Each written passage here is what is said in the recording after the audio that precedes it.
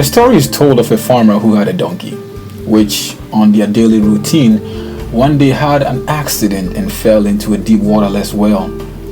After so much effort to get a donkey out and yet to no avail, the farmer reasoned with himself and concluded that it would be better if he just buried the donkey in the well, since the mule was old and almost out of commission. Upon reaching this decision, he went to town and gathered some of his friends to come and help him pitch dirt upon the beast. As they came and began shoveling dirt into the well, the donkey at first began crying out, but stopped after a while. When they peered in to see what was happening, they were amazed. Every time they shoveled a pile of dirt upon the beast, the donkey simply shook it off, and therefore the dirt ended up under his feet. However, they continued, but the more they threw dirt into the well, the more the donkey shook it off. And long after a while, the pile of dirt that should have buried the beast under was tall enough that it raised the donkey to the surface. So the donkey stepped out from the well onto a level ground and went on his merry way. The road to success is often paved with potholes of setbacks, difficulties, misfortune, and impossible odds. One thing is certain in this life, that nothing is certain. The fastest runner doesn't always win the race. The strongest warrior doesn't always win the battle.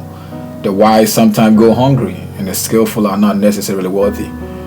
And those who are educated don't always lead successful lives. It is all decided by chance, by being in the right place at the right time. The psalmist David often wondered, like many of us, why the wicked seem to prosper and live a life of ease, while the righteous suffer. I envy the proud, he said.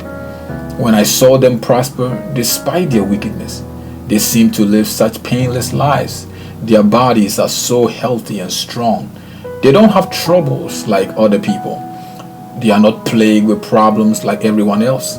They wear pride like a jeweled necklace and clothe themselves with cruelty. These fat cats have everything their hearts could ever wish for. Look at these wicked people enjoying a life of ease while their riches multiply. Did I keep my heart pure for nothing?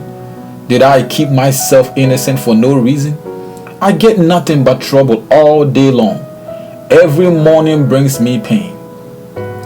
David really thought the cards of life were stacked against him, until God opened his understanding, even to the destiny of the wicked. There are days when weeping may endure the night, and then there are days when joy comes with the morning. There are seasons when winter brings cold rain. Then there are those days of summer when we sit in the warmth of scorching heat and sweat on the mysteries of life. The farmer in the story is a personification of life itself, while the donkey represents every individual character in the walk of life. You are old and your body is weak. The demands of life has taxed your strength and sucked every ounce of blood in your brief stay here on earth. After years of giving your very best, your time, your energy, your body, your gifts, your talents and skills, the wages earned is nothing but heartbreak and disappointment. After rendering years of loyal service to life, I really thought he was my ally. I truly believe life had my interest at heart and will go through impossible odds to see my star rise. How could I have been so naive? I should have known better. Yet, I didn't know till the day adversity struck. I fell into a ditch and cried out to life for help. And instead of a rescue team, my issues compounded, it seems. Life, it seemed, had secretly been planning, preparing and waiting for an opportunity like this. I have been schooling for far too long, forgetting testing day was soon drawing near. My well experience was an answer to prayer. This life exams was a test of character and maturity, and whether I passed or failed was entirely my choice. For the first time in my donkey life, I truly saw life for who he really was. neither a friend or foe, not an ally or an enemy, but instead a coach, a teacher, more so like a drill sergeant. His assignment is but one: to stop at nothing till I become all that God has created me to be. Dear friend, when troubles of any kind comes your way, consider it an opportunity for great joy. For you know that when your faith is tested, your endurance has the chance to grow. So let it grow. For when your endurance is fully developed, you will be perfect and complete, needing nothing. You may be in a ditch looking for a lifeline, but instead all you see coming down is dirt.